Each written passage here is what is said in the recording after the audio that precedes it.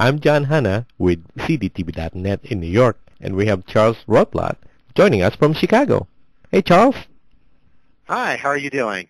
Great, good, great. How'd you guys fare on the snow? Yeah, we got about 3 to 5 inches yesterday. Okay. Yeah, we're pretty good with the streets have been plowed now, so it's on New York side. Your how about Chicago? Yeah, everything was fine. Even yesterday when it was snowing, all the roads were completely drivable. We had a lot during morning rush hour, but I think as long as you avoided the major highways, it really wasn't that bad. You're the vice president and AAII journal editor. Tell us about the AAII. Sure, we're a nonprofit organization focused on investor education and information. We have about 150,000 members, and we really try to provide objective advice and really objective information about how to invest and trying to teach people how to more effectively manage their portfolios. And what is the website for that organization? Our website is www.aai.com. Let's talk about your book. You have a new book. Tell us about your new book. Sure. The title of the book is Better Good Than Lucky. It's published by W&A Publishing. And the book is really trying to explain to investors how to find stocks whose potential reward or their potential for making money far outweighs their downside risk. And it's really about investing because you can never predict what the future is going to hold. But for any given security, you can look at it and before you buy it, really get an idea of how much potential upside it has relative to how much downside, or have an idea of what could possibly go wrong with the stock. And obviously, with any investment, you want an investment that's going to provide more upside than downside. And what have you found so far writing this book? It's a lot. It's writing a book. When you really sit down and try to write your investment philosophy, it really forces you to think and consider what are you basing your philosophy on. And a lot of the themes in the book are actually based on the people who influenced me, such as Benjamin Graham and Philip Fisher. And those are two men who also influenced Warren Buffett. But I also have the influence of Harry Markowitz in there, who won a Nobel Prize for modern portfolio theory, and his whole concept was diversification. And so writing the book, I really divided it up where I have part of it just really talks about managing your finances and managing your portfolio, and then I go into more detail about how do you analyze a stock. And although it has a value focus, I do place a big emphasis on investing in a company that's well run and has opportunities for growth, as opposed to just buying the stock with the lowest price to book or the lowest price to earnings multiple. No, with that kind of a scenario, I mean that's hopefully the what people are looking for with regards to this stock investing, an opportunity for growth.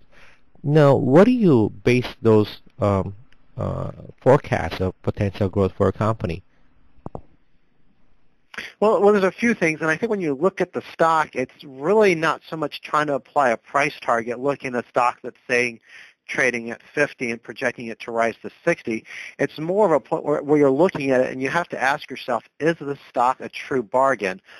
Is the valuation low? And numerous studies have shown that low valuation beats out growth in terms of long-term returns. So you want to make sure the stock's cheap enough, but you also want to look at the company and ask yourself, what's going to cause demand for this company's products to grow, or what opportunities does this company have to expand its product line in the future? And that's really where you're going to get the growth from, is if you find a company that's actually making products that have a reason for demand and then have an ability to grow in the future.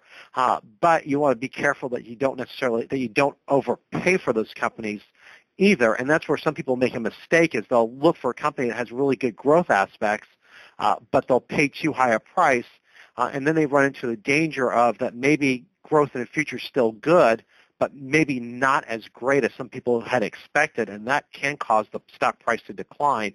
And I think that's a risk a lot of people don't always consider when they're analyzing a stock.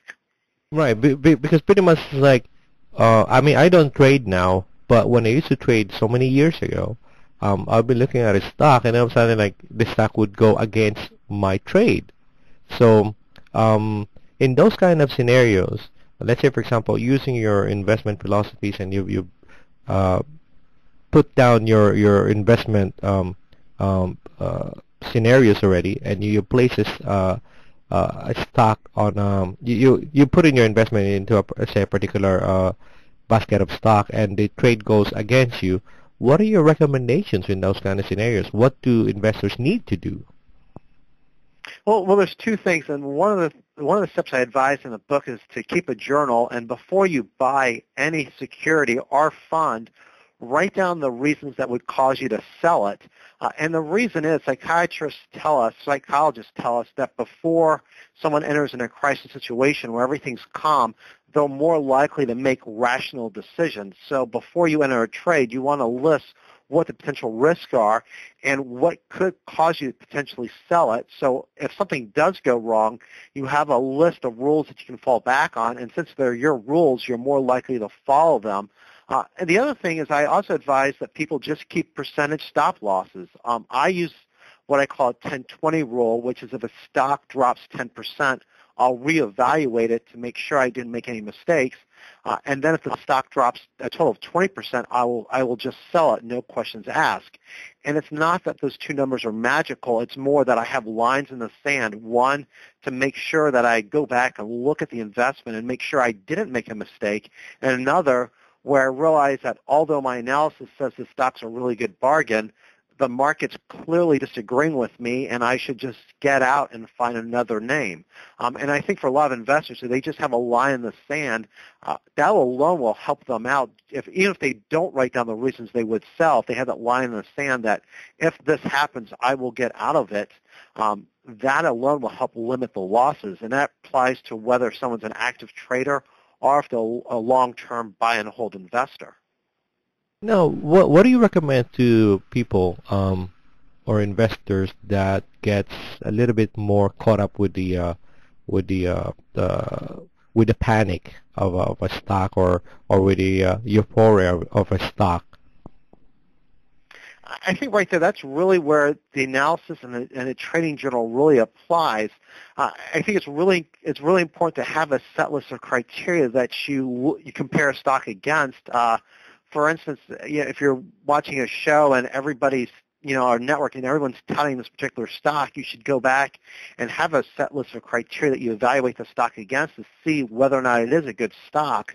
And that alone will keep you from, getting too much into euphoria, really chasing after a stock.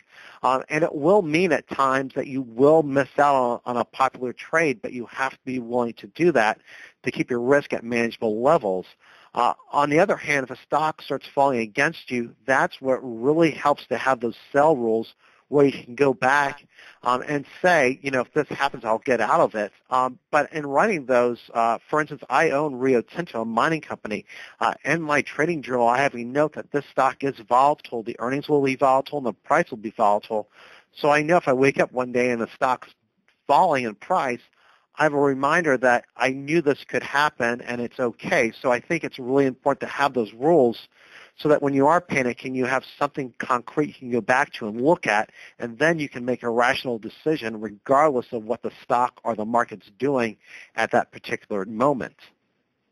Okay. Now, since we've been talking about the downside of a stock position, now let's look at the upside. When you have investors see that their stock position is making substantial moves, when is the best time to sell? That's always been a question, right? I mean, it's easy to sell on the downside. Everybody's panicking like, oh, I gotta sell now, I gotta sell. But when you're making some money now, when's the best time to actually sell it? Well, there's a few things, and one is just really applying your analysis. And one of your rules should be, if this happens to the stock price, I will get out of it. And particularly in terms of valuation, if the stock's made a big run and you bought it because it was a bargain and it's now no longer a bargain, that's a sign you should either consider selling some of your shares or at least setting a stop limit to where maybe if it pulls back to past a certain point, you'll get out of it.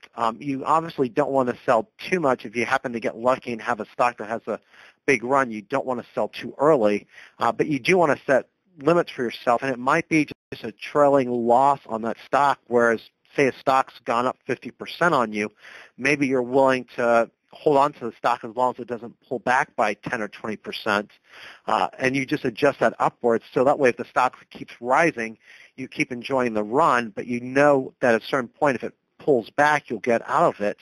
But I think the other thing is you just need to keep evaluating the business and keep an eye out for warning signs. And often some of these very hot stocks, usually there's one or two warning signs that comes out before the stock makes a big drop in price. And if as long as you're monitoring it and you're keeping your eyes open for that, you can get out. And a perfect example was Croc several years ago that had a huge run, and right before it had a bad earnings report, the CFO made a small comment warning about some inventory problems. And that should have been a sign to investors to get out of the stock and lock in their profits. So I think it's important to, obviously let your winners keep rising and enjoy the rise, but have a plan for getting out of it and making sure that you don't get too euphoric over the rise, but more you really try to stay rational and keep your eye out for those risks that could cause the stock to reverse and pull back. So I guess that's pretty much where the title of the book comes into play, Better Good Than Lucky, right? Correct, and like I said, it's really about managing your risk and managing the upside reward. And I think it's very important for investors to stay proactive, and remember they're business owners, and to really stay on top of what's going on in the business versus merely hoping that the stock price will rise by itself or will continue rising if it makes a big run. Any other things that people should know about your book? By the way, where can people buy the book now? The book's available on Amazon.com. It's also available through my publisher, W&A Publishing. It's w-apublishing.com. Okay, and any last notes about the book?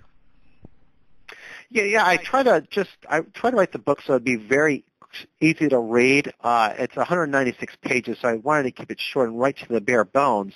But one of the things I do talk about throughout the book is really taking the time to analyze the company, and not just looking at the chart, but really taking a look, what are the earnings stream, what's the cash flow, what's the valuation, and making sure you truly understand what the company does, how it makes money, and whether or not it truly is a good bargain before you buy it. A little extra time spent analyzing a company before you buy it can save you a lot of money and help you sleep a lot better at night in the future if you just do your homework before making the decision to buy a stock. That's Charles Rotblut, Vice President and Journal Editor for the American Association of Individual Investors, joining us from Chicago. And I'm John Hanna from cdtv.net in New York.